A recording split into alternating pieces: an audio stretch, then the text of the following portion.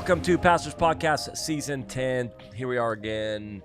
Double digits. Yeah, double digits. Let's That's go. right. There should be we should have some little emojis flashing or some cake that I could, bake for myself or something. Who knows? But we are, love being here. I don't know how many episodes we've done. We do 12 or 13 or 9. I don't even know what we do. Somebody somewhere has got to give me an actual number of how many episodes we're on. And so, but one of my favorite things to do, and I could do this all day long, is sit around with other pastors and talk life, family, church. Like I just, and this is kind of why we started doing the podcast, because this is what I was doing. I literally would go preach for you guys, and I just would be in a room like, hey, tell me what you're doing, and tell me about how you're raising your kids, and how you doing that thing over there, and how, I just am like, I love this, and I can say, and we're wrestling through things, and I'm like, oh, I wonder if we could just do this and press record and see if maybe people could jump in and maybe be encouraged by it. And they seem to be doing it. We're still doing it, I guess. Yeah. We talked about it first, that we've been renewed for another season. But at the end of the day, I'm like, well, I guess I'm just the one that chooses that. We got renewed. So it doesn't. The network said yes. We're going ahead. Yeah, the network says yes. The president of the network. Great to have you with us. We are actually here in Sacramento for our annual pastors conference we do. We have 30 states and 15 nations that have come in just to spend 3 days together. These are pastors, church leaders, their teams that are all here for 3 days just to kind of get connected, counter God, get equipped.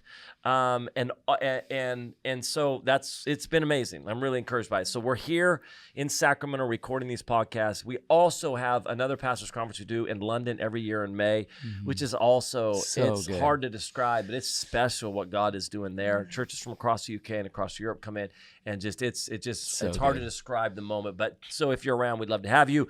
Guys, we're going to introduce ourselves very quickly. All of you, I think, have been on the podcast before. Yes. You're regulars, and so your family now, you can walk into the house, open the fridge, make your own sandwich, and not even have to ask. This is what happens when adult children move out of the house. Right. When they come home to visit, it's like grocery shopping. Yeah. It's like I'm in the pantry and I'm pulling, and you might have even refrigerator rights. Yes, that's what you have. And there may be a piece of furniture that's missing from your home. Could be gone when I go. That may end up in my house as well. I wouldn't take a couch. I'd take a vehicle. Exactly right. A vehicle. Yeah. I need a new car. That's exactly right. So really quick, introduce ourselves, what you're doing.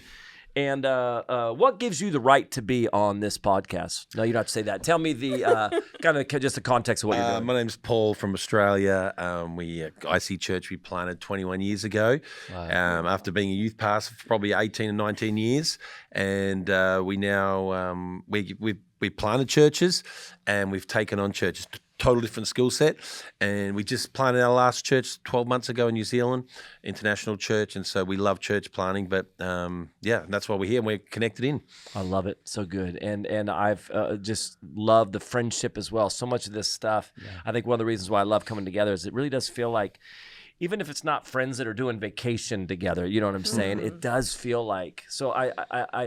And even the celebration, just what God's doing to you, I just think this. Come on, it's one of the things I love about what God's doing with pastors is, again, it's not that we're going to all go on vacation together, but there is a genuine friendship and cheering on of that's so amazing what you're doing. That's what's been great this week at Jesus Culture Pastors Conference. You're seeing people what they're doing around the world, and you celebrate that, and you learn from it. So much, amazing. Well, it's great to have you.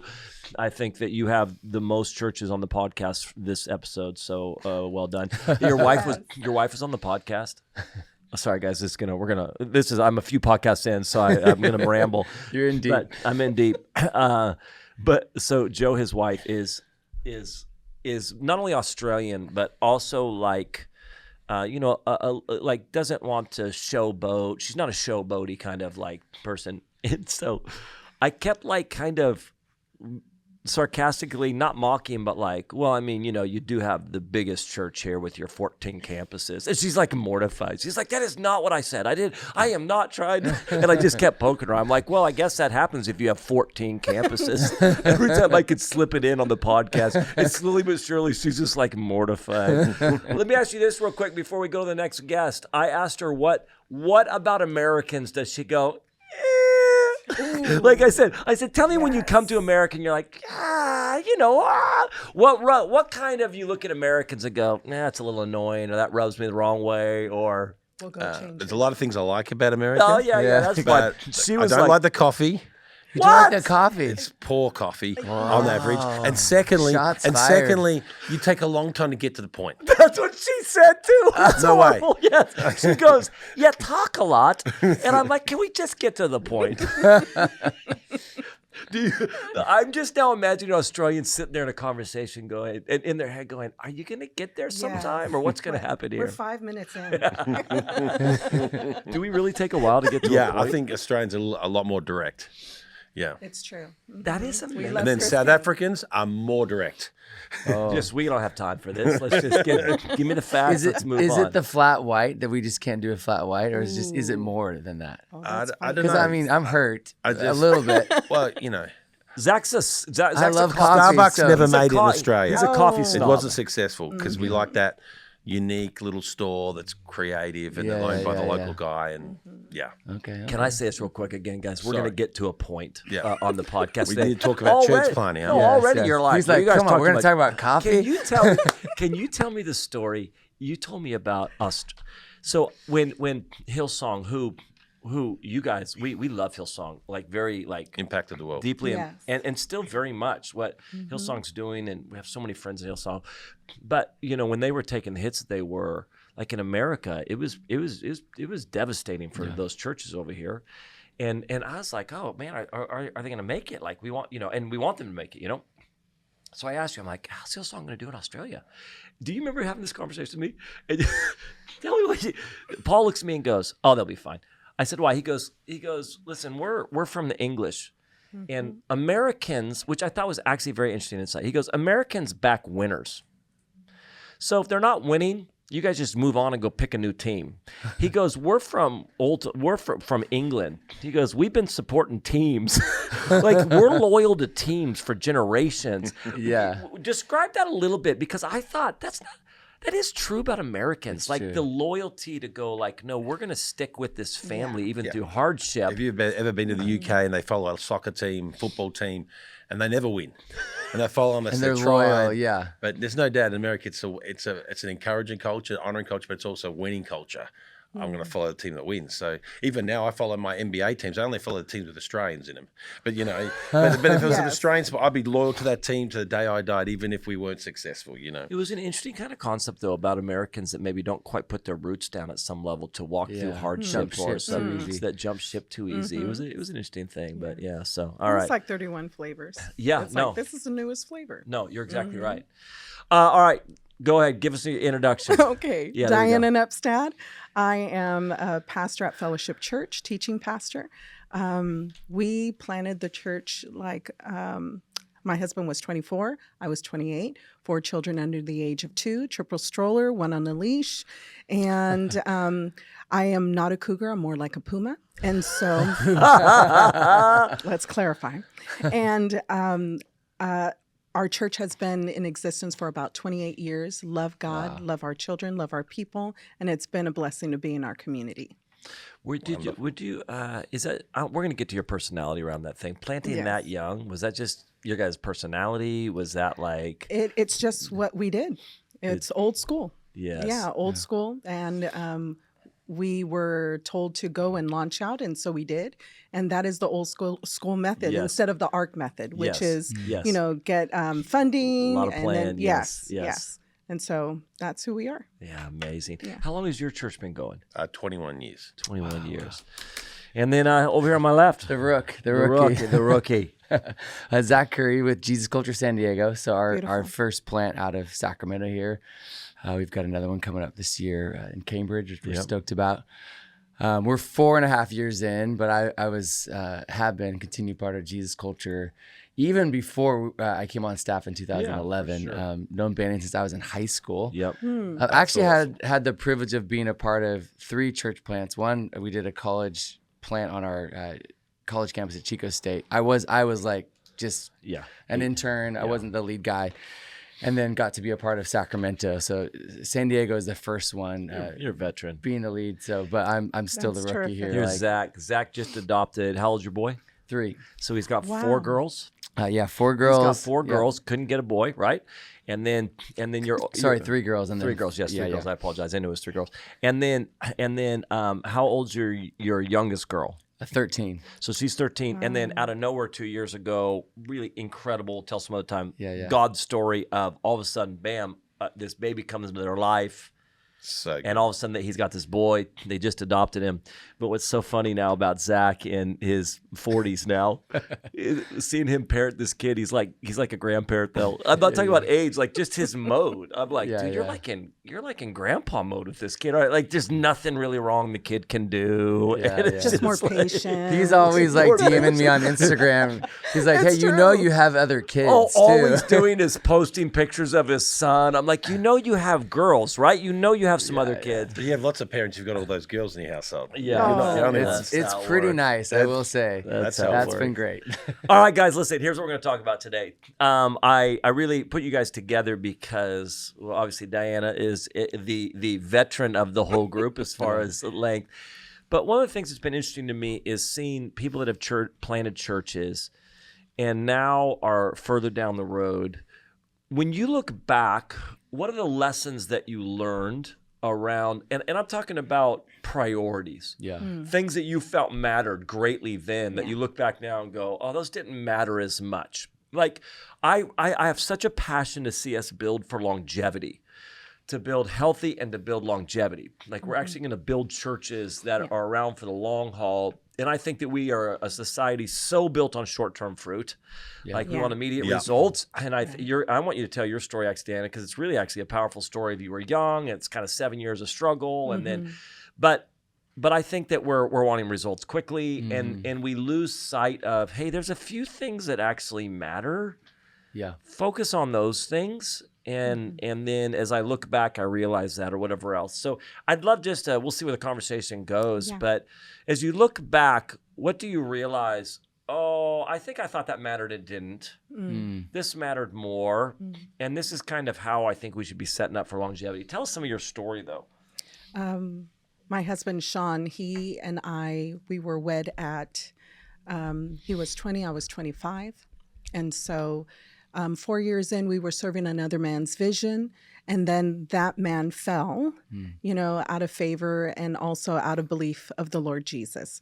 And so with that, oh no, and that's part of our story. Yeah, I didn't know that. But with the organization that we were a part of, we had good fathers and mothers in that movement that helped us navigate through that painful patch. Yes, that's unsettling though. Yes. That's foundation shaking. Yes. And so at 24, they launched us into the East Bay, which is San Francisco Bay Area. Yep.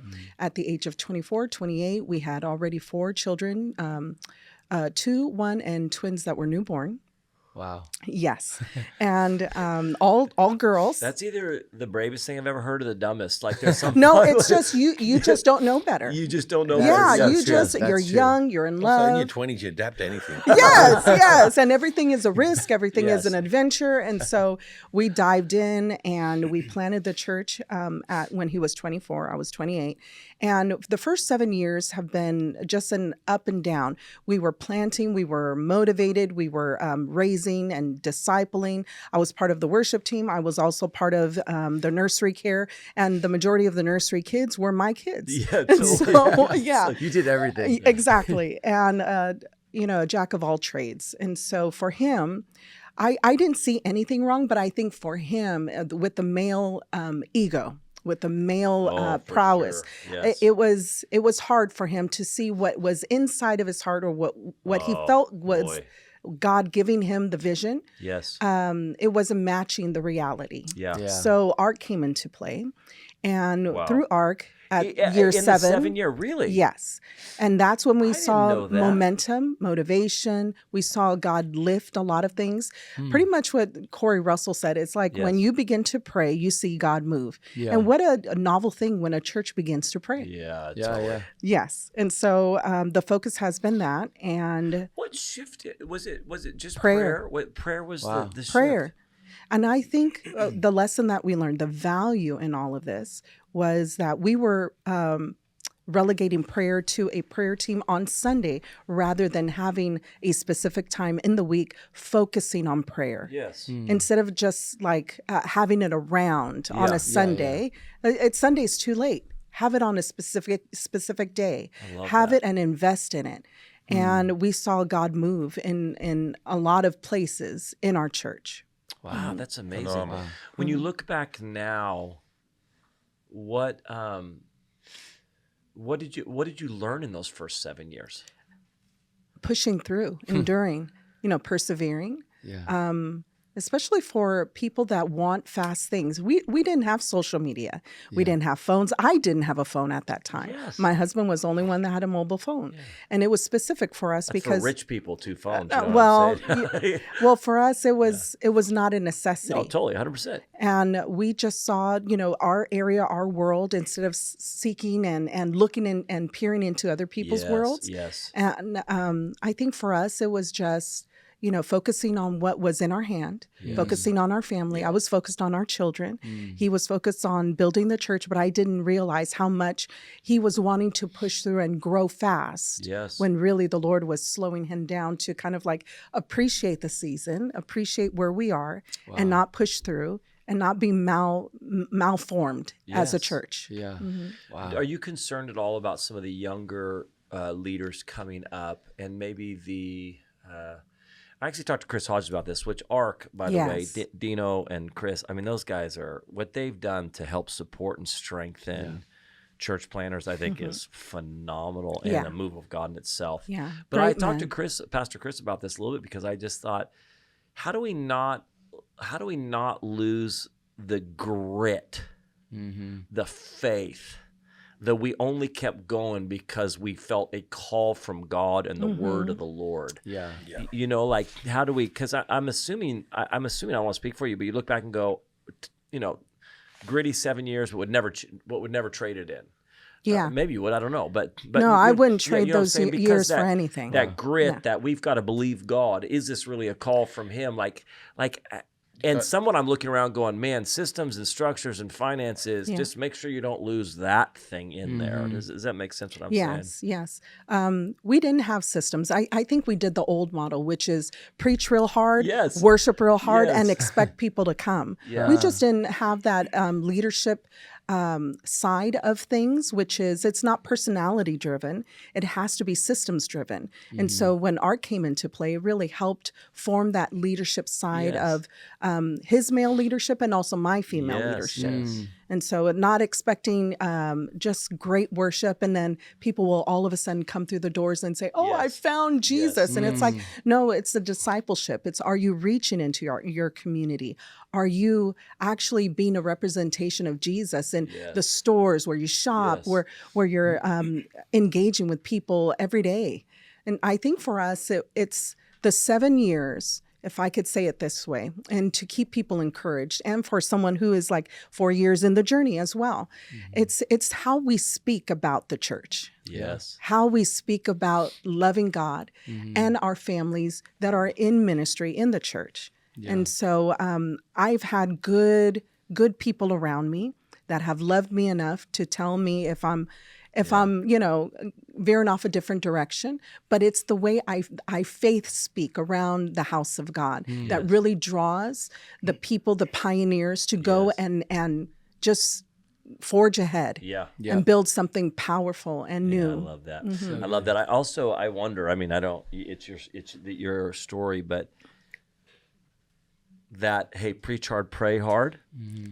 But then systems come in. At some level, there is a priority system. Like the wine matters more than the wineskin, but you need the wineskin. And sometimes I think that stuff gets a little bit out of balance where it's like, we're because you can't just follow a formula of systems. Yes. You got to have the calling, you got to have the anointing, you got to have the faith level. But the systems or the administration undergirds the calling of the church. That's right. And I think too, we talk about young people saying not having grit or resilience. And I know for any time one of my team members wants to plant a church, it's like, well, do you have a calling? Do you have a word? Do you love that city? Are you going to give your life to it? Because if I send someone to another country, to a city to plant a church, in 18 months' time, and the word of Pastor Paul's not enough. When they're having a tough time, and because it's not about just the destination; it's about who you become on the journey of faith of planting that congregation. And so sometimes I'm like, okay, well that's fine. Have you got a word? Have your wife's got a word? because that's what's going to get you through the tough season, which there will be great seasons and tough seasons in planting that church. Is that what you have seen is the separator from, because you guys have both planted and taken. How many of you planted versus taken? It's about half. Okay. We've had churches come into our family, but yeah. it's two different spiritual muscles. Yeah. There's a small percentage of people that really have that pioneer spirit, Yes. to get a word, to build something, create something out of nothing. That's like nearly a prophetic gift. So I'm going to plant a church. Yes. I'm taking my family to the city. Yep. And then a different skill set to turn a ship that might have been going in a direction. I've taken on many churches, been Which very one have you successful. found is harder? I think taking on an existing church. Because you're having to dismantle a culture while you're building you have to something. pull down the culture and but it takes about 4 to 5 years and it becomes us. Wow. But when you pioneer something, you got no resources, you got no people. Nobody's saying that's not how we've done it. It's just the culture and everyone's just happy to be there. And so quite often then it's the management of that pastor going, I go and visit him once a year or twice a year. It's like, I'm so discouraged the church hasn't grown as much. The people in the church love it. Yeah. It's just managing their own expectations because it's not about just the destination. good. It's about Isn't that who you funny? become on the journey. That's actually funny because we talk about with youth groups sometimes. They're like, and listen, we want to reach people, we want to grow, but sometimes like youth pastors will be so frustrated. And I'm like, do you know who's not frustrated? Parents. Yeah, Yes. they're loving you. Parents love that their kid is in your youth group, It's that you're true. loving on their kid. Those parents are not like, why isn't this bigger? Why aren't you reaching more campuses? Right. It's Like head speak. Yeah, I'm like, if you actually talk to parents, they'd be like, oh my gosh, I am so grateful for you. Thank you for loving on my kid. My kid wants to come to youth group. And it's kind of, it's interesting because I'm like, parents actually love your youth group. Yeah, You're just frustrated with with one it. of our most awesome couples have been on our staff 10 or 12 years. We talked about this church plant for 12 years, and I said, you're not ready yet. And it was in India, so it was a big big one. So a year into it, I go there, and I cried the whole service. It was awesome. There's about 100 people in the room. The anointing's there, the fire's there. It feels like my church, even in a different language. Yeah. And then at the end, I take my pastors out for lunch, and they're just discouraged. We're not making it. We thought we'd be further. And I just said, hey. You've been here 12 months. This is a miracle. fascinating. This is supernatural. Expectations. But it's managing their own expectations. I'm encouraging you today. You've done well. The Lord's pleased. Yeah. But sometimes the biggest battle for all of us is our own expectations, or we're comparing to somebody else. Right. And every church plant and every city and every suburb and every nation is going to be different. Yeah. And so the principles may be the same of what you do, but the journey of that's going to, like when we planted certain churches, things that worked in Australia did not work in Hong Kong. Yeah. And we had to work out, well, the principles got to be the same, but how do we make that work, I want to ask you a question real quick, a follow up on that. But Jimmy Rollins was on our podcast and he said a phrase that was just, he said, somebody told him one time, what would you do if you didn't know what anybody else was doing? It was such a fascinating thought to me about like, if I didn't know what anybody else was doing, what would I be doing, and would I be really encouraged? Like at the end of the day, 100 people, if I didn't know what anybody else was doing, would I look at this and go, man, this is awesome?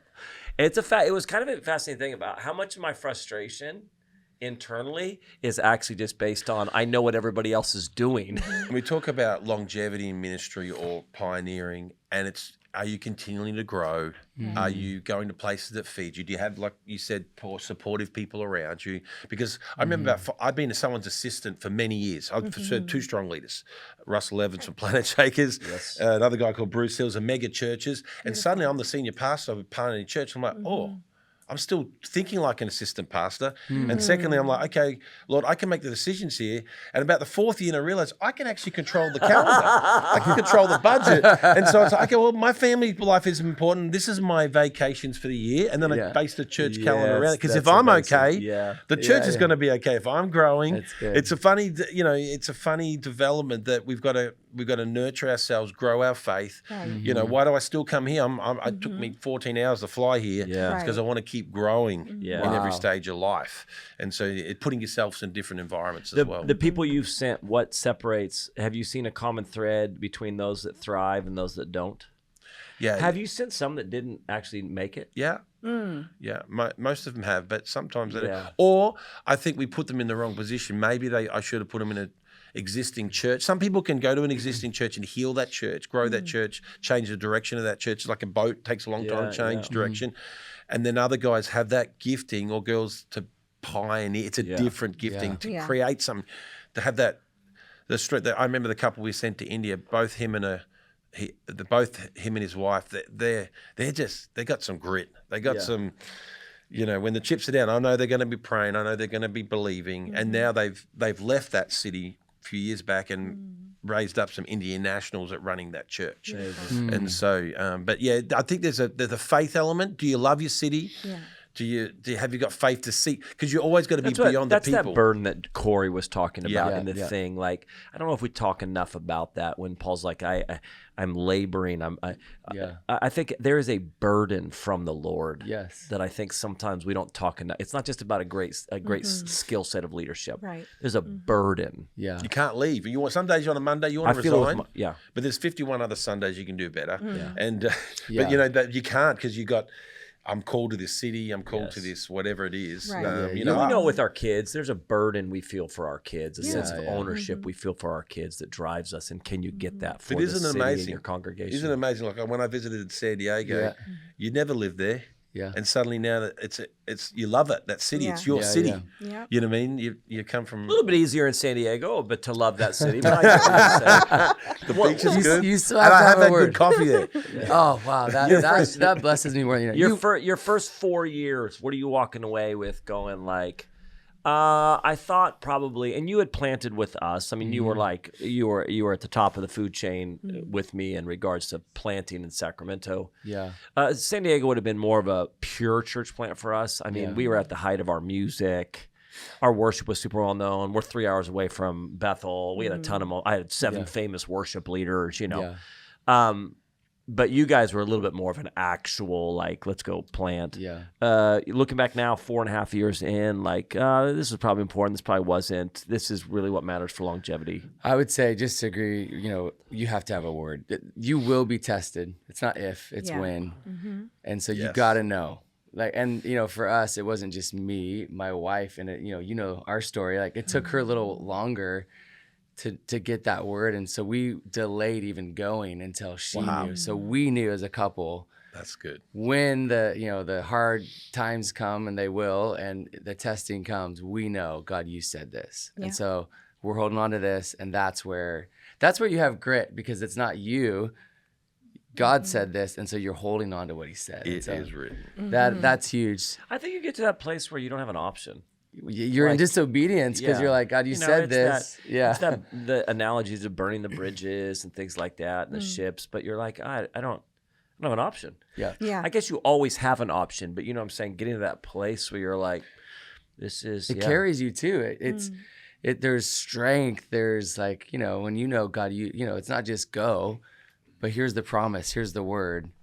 I don't see it yet. I feel like giving up, but you said this, and so I'm going to hold on to it. And your whole family's on that faith adventure, because your children went as well. Yeah, we sat down with our kids. And, they're on the journey with you as well, and you got to include them in that. And it's beautiful. I mean, I like what you're saying too, like how you build your family, even the rhythms of life, schedule around that piece. But the other thing I would say that's critical, that I knew was important, from what we did in Sacramento, but sometimes when you know something, you don't even fully, you could take for granted how critical it is. And it's just culture. Like the significance of defining the culture that is being built, creating it, and then cultivating and sustaining it. And so thankfully we had worked through a lot of that, and it was a huge just strength as we went in. But then, 4.5 years later, we're starting to grow, and we just launched another service to try to build leaders in looking at campuses. And that service is harder because we have all these new people, which is amazing, but they don't know, they haven't they're not carrying been the taught, culture. they're not carrying the culture. And so I was just talking with our team, and it was the same, even though it's a new service, it's the same thing as when we were starting. Like, we have to teach, model. This thing of culture is central. I would say, like, totally. If you're gonna plant a church, like, yes, you gotta have the word of the Lord. You can't just lean on gifting. You can't just lean on, these things. You've got to know what is it that we're creating, and that culture element, which is distinct and different with all different churches, which is good. Yeah. If you don't know that, you're not gonna see or live in what you want to be a part of, what you're creating, if you haven't identified it, and then you haven't created and communicated that. And so that's just, there's a lot of things that change. And you got to keep fighting for that culture. Yeah, you got to Yes. sustain it. And like, you know, so Someone does set the tone. And when new people come in and you're small and you're just pioneering, you're just desperate for bodies in the room.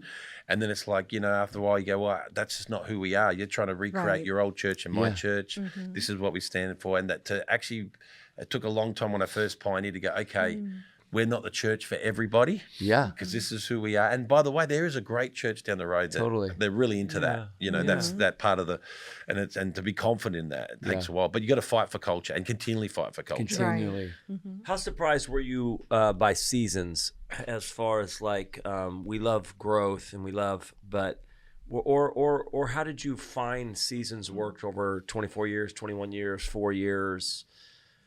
That not every season is explosive growth. Yeah. I'm not talking about necessarily like everything's dead or whatever else, but you know, seasons of refreshing, seasons of like re-gearing, seasons of improvement or whatever else. How have you kind of walked through the journey of recognizing seasons, what God is doing in that season, that not every season's explosive growth, and how do you navigate that?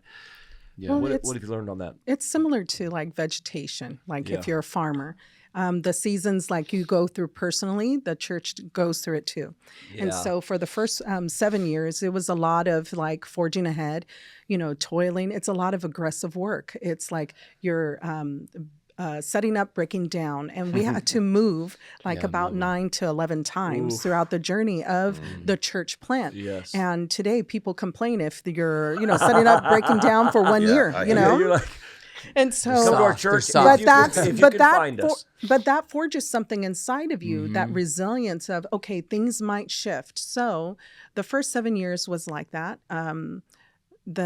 The next years was a season of establishment. We were in one location, which was still a modular location, still mobile. And we were there for 5 years, and the Lord placed us in that season to learn how to now build systems. Right. And so, Different seasons. of the yeah, church. different seasons, it's establishing you, what kind of preacher you're going to be, what kind of person you're going to love be, that. what kind of pastor, what kind Yeah. of leader. And then afterwards, we started getting our sound. And it was a development of our sound as far as music, how we communicate truth, how we communicate Brilliant. being an usher, greeter, prayer partner, and demonstrating the life of the church. And then after that, it was a season of crossing over. It's like, you know, going from the land of, you know, roaming around to all of a sudden you're in the land of milk and honey. And that was the church that we bought. And it was exciting. We saw like the fight for our lives to get inside of a building. And then ever since then, That's a big part of the faith journey. yes, it's believing for a place, believing for a location. And now my children are bringing life to the church. Now we have a youth group. Now we have young adults. Now we have, you know, sketching out an album, the sound of the house. Yes. So those seasons are very real, but you have to identify what kind of leader you're going to be in each season. You're growing at the same time. Yes. Yeah. Yeah. That's so true. I think you have to know which season you're in. And I know like even that temptation, whether it's comparison, you want to be further ahead because of whatever expectation, or, you know, you're comparing yourself to someone else. You'll prolong the process if you don't Yes. and live in the season you're in. Like, Yeah. Or rush God's into gonna- something. God's going to teach you a lesson. yeah. Yes, sir. And so like I remember like the third year in for us, like it was a real building foundations and slowing down so we had strength so that we could grow in some areas, which you're not seeing external things, it's more internal. And for me, that was hard at times. I'm like, I want to grow, I want to do, and I've learned the hard way. And, you know, we learned this in Sacramento and at different times, like, okay, like live in the season you're in. Banning says this all the time. Success is faithfulness and obedience to what God said. But I think what he says also is connected to the season that he's put you in. And so it gives perspective that gives grace, whatever the season is. And like you said, it comes and things change and there's all these different stages, but that's helped a lot. Do you ever look back at 24 or he was 24 and just go, what did we have to say to people? I mean, you can teach We the were Bible, young, but and he was dressed in a suit. He tried to look older. Oh, wow. He looked like he was swimming in the suit. old I was soul. wearing an old church hat. I was the Really? church lady. Yes. were you coming out of Pentecostal circles? Yeah, we or? have UPC roots. Yes. Yes. Totally. Yes. If you're Yes. 24 and Holiness. if you're 24 Holiness, and we wearing wore a it. suit, You wore the suit. Yes. Wow. Yeah. That's amazing. I look back a little bit now. I look back in my 30s sometimes and think like, man, what did I of course I had something to say. Of course I can preach the Bible. But at Yeah. the end of the day, you're just like, man, You're young. It's amazing adults would listen to me because I'm looking at 24-year-olds. I'm not like looking down on them, but I'm like, yeah, you have probably, these guys are on Instagram at 24. I'm like, yeah, you should probably do is not give your opinion right now. That's what you should probably do. You should probably do Just is preach a good yeah, word. It's not have a reaction. preach a good It's not have a word. reaction video God about gives something. you spiritual authority for where you're at. When you're in a Yes. big church and you're the youth pastor, you've got delegated authority to be spiritual authority in that area, Yeah. and then you plant that church. But I think you talked about seasons before too. It's like, I think I remember when I was running the national youth movement for our denomination in Australia, and then when we planted the church, the Lord said, do not start a youth group. Just do church and children's church. And that was hard because families would come in with 3 teenagers. We love the spirit of your church. When are you starting a youth group? I'm like, I don't know. And then they go and find another church. You got God to said manage. he doesn't like your kids. Yeah, but I'm saying, you can't run ahead of where God's at on what He's doing. True. But that's a dream in my heart. I'm running big rallies of thousands of kids, and I don't have a youth group. But it's the third year, Wow. God brought a youth minister in that came from another church who wanted to volunteer and serve me, and so you got to follow those seasons. But I also think too, some of the greatest seasons in the journey of the church. Lovely hearing what you're saying, because is that things that you don't ask for come upon you. Like for us, we had a big flood of our main venue. Wow. And so that year, I think we had 14 venues. And Yes. so we're like, at first I got depressed about it. And then I felt God say, just start leaning into it.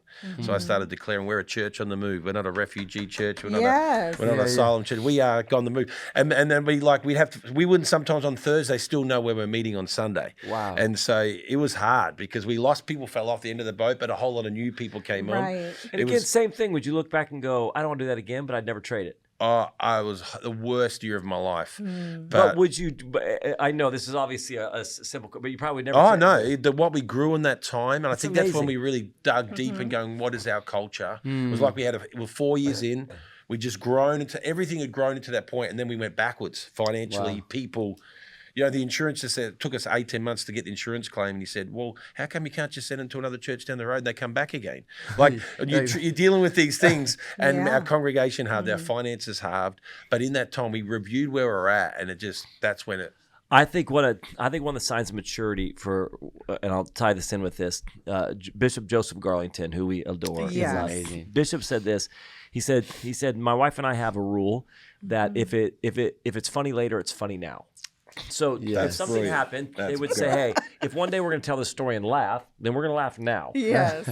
And so I've actually taken that to heart. I'm like, oh, this will be funny later. It's funny now. But I think what you're talking about there, it's the same principle that recognizing if I'm going to be thankful for this later, I'm going to be thankful for it now. Yeah. Like That's this good. would say, Yeah. one day this season of 14 venues, Yes. I actually will look back and go, I'm really grateful for that season and what the Lord did. So therefore, if I'm going to be grateful later, I'm going to be grateful now. That's right. And if I'm going to laugh later, I'm going to laugh now. Like That's that right. type of concept is, I think, so important in the midst of this. Totally, because I reckon I was depressed for 8 weeks. That's what I mean. That's what I'm talking about. And Yeah. then the Lord spoke to me and said, "You got to get up. The church is looking to you." And that's when I had this thing, Church and Move. And then it's like it became an adventure. And then honestly, the best friendships, the people that joined our team, because we were like commandos. We were like special forces. We could find out where we were on Thursday and you have church were. running on Sunday.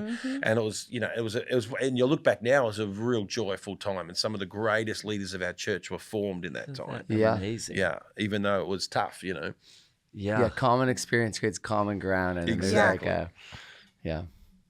So let me ask this real quick, because this is a theory I have. I think so far as I talk to church planners, it's similar. I actually think it's right. But I think that one of the ways that we stay encouraged is we recognize the seasons and what God is doing, but also timelines. Like, it's so funny as leaders, you're a visionary and you just put a timeline in your head. You don't even realize you put it in your head. Yeah. And now I'm competing with a timeline. I talk about this point a lot in that I remember when I hit 40, I was wrestling through some stuff and I realized I had been competing in my head with a picture that I had of what 40 was going to look like. But the problem was a 19-year-old kid had put up that picture. So as far as like when I was 19, I had an idea of what 40 would look like. And so then I'm spending the next 2 decades and then when I finally got there, I realized, oh, there was a 19-year-old kid put that picture up. What does a 19-year-old kid know what 40 is supposed to look like? Yeah. And I've been wrestling with that without knowing it. And so having to take that down and go, oh, that's not what 40 looks like. But what 40 does look like is beautiful. I don't know if that makes sense. Yeah. So kind of wrestling through that thing. My point is with timelines, we don't realize it, but we put a timeline. There's a timeline in our head that we put up that we didn't realize we did, and now there's frustration around it. My point of all this is, so sometimes when I'm sitting down with pastors, I'll tell them, they'll plant or whatever. I'll say, this is not a fast rule, but I said what I've seen is it takes about 18 months before you look around and go, all right, here's the people that are with us. Here's the people that God's going to use to build with. Then it takes another 18 months until the culture that you want to get in them they begin to carry. So that 3-year mark. And then it's 2 years of the people that are with you that now have your culture begin to actually manifest and bear fruit and the DNA of that to then you hit that 5-year mark where all of a sudden you begin to go, oh, the church that I see in my heart is beginning to manifest because we had to find who was with us. And then we had to get our culture in those people that are with us. And then we had to let that culture with the people that are with us begin to actually take some root and bear fruit. I'm saying all that saying I'd be interested in just kind of because so lots of times guys or girls are so frustrated. And when you kind of just lay out a simple timeline, they're like, oh, yeah, we're right on track. That's encouraging. Like it's like they don't realize, and again, I don't think the Lord works the exact same all the time, but you get my point is they go like, oh, I'm actually pretty encouraged then. We're right on track. We're just now finding the people that are supposed to be with us. I didn't even realize, does that make sense? How much is it that when you guys are looking at this thing, actually maybe understanding how the Lord works or timetables or to actually encourage yourself? That's a very broad question I'm asking. I think it's so true. My wife's a nurse in maternity. And, if you've had kids, you have these markers. You go in, you get the ultrasound, and they have these charts. You're right on track at, whatever this trimester. And I think that is very true, not just in what you're talking about in the church and culture, but even internally with a team. Like something that we experienced in Sacramento, and I like to talk to pastors where you're at, and everyone's like, hey, around year 3, you're going to see some staff transitions, which is just like clockwork. Like that's what we experienced. I were forgotten of what we went through in Sacramento, and it's painful. It's hard. You're so focused on your world. You're just going. You're like, yeah. And then when someone can tell you like, hey, this is really normal, it's not you, even though it's painful, we never like to see people leave or have to make transitions in a team. You're like, this is normal. It gives you perspective that you're like, okay, I'm not just. Have you found that to be true, whether you're working with churches or your own church? And again, your story is maybe a little bit different because you guys were so young.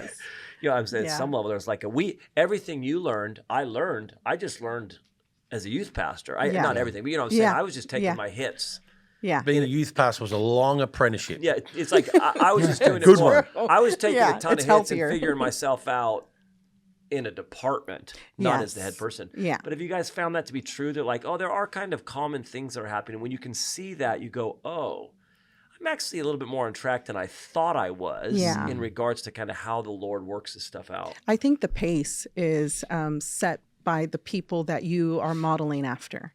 And for us, it was, we had strong moms and dads, uncles, aunts that were in ministry. not only in our family life, but also in the circles of the organizations that we were a part of. But they set the pace of what it would look like without social media. And I think social media and digital presence has really sped up those markers, those milestones, and frustrates young people. Yes. Overall, I think they become frustrated with themselves and they are wanting to be discovered.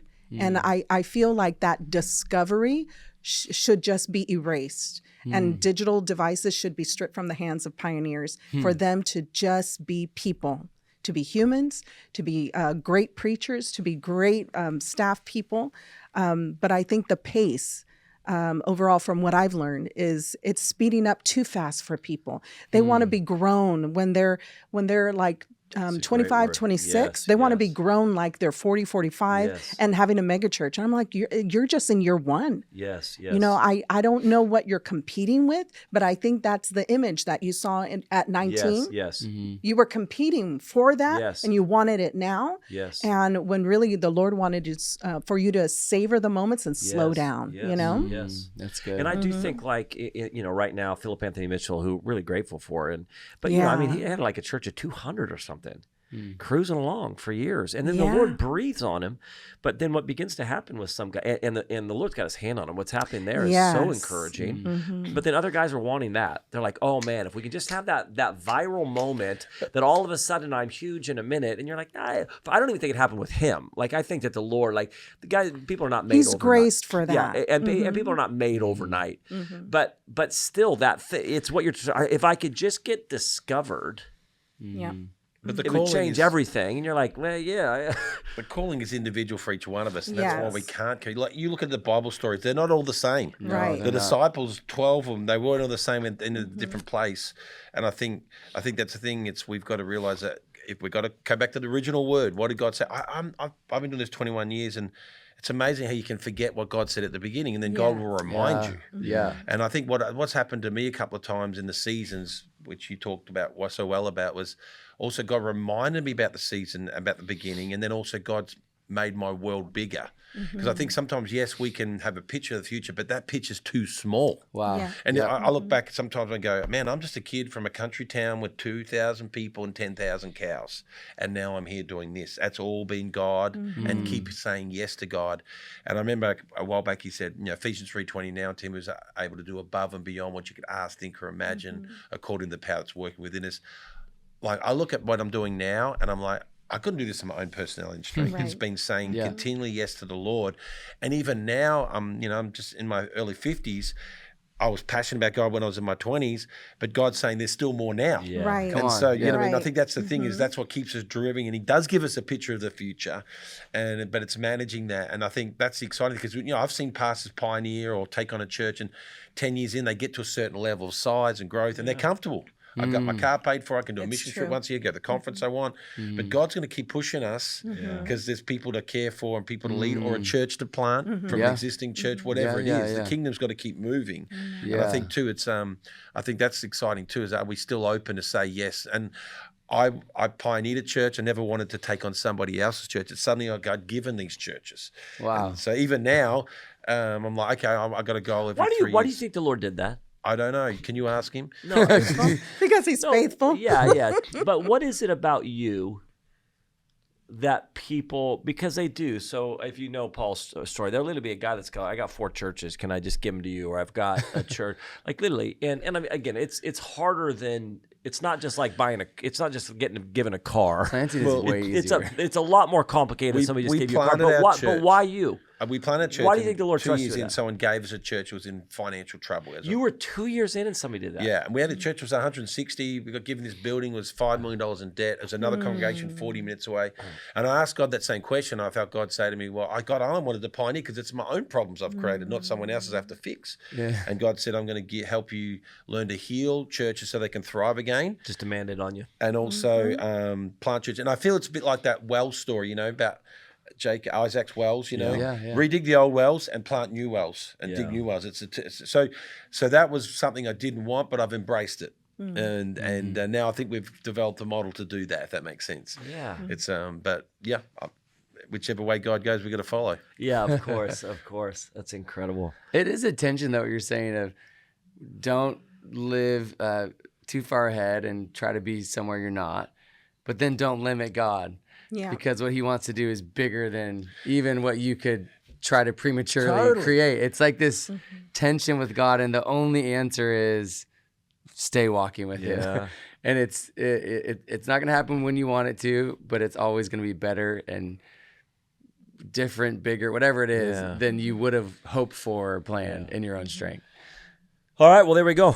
Zach, you're going to have the last word right there. That's it. You get to have the mic drop moment. So, guys, so grateful for you guys. One, just the friendship of running together as churches. Thanks for coming into our conference and just investing in the lives of people, pastors and church leaders, and for taking time to do it on the podcast. It means a lot. I love having these conferences. I could just sit around and talk.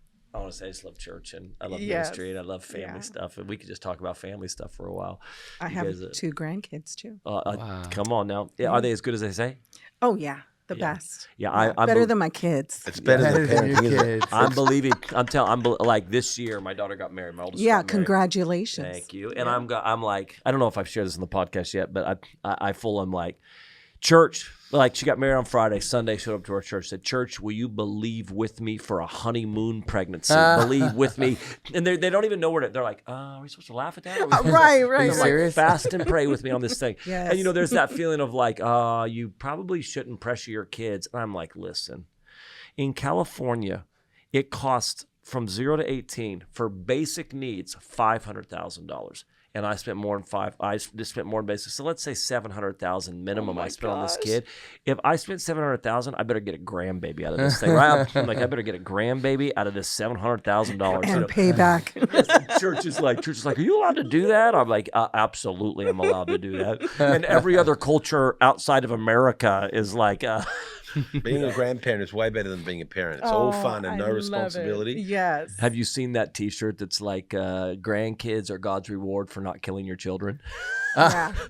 I think that's a prophecy. Let's go. Yes. Let's go. All right, guys. Well, listen, so great to have you wherever you're listening from. It really is such an honor and privilege to be able to be with you for a little bit. Listen, every January, we are in Sacramento for Pastors Conference, and every May, we are in London, and so encouraged to see churches across the UK, across Europe, and across America that are really going after revival and really with all their heart wants to love Jesus, love people, build the church, reach cities, see a harvest come in. So we're excited about it. Thanks for joining us. We'll do it again.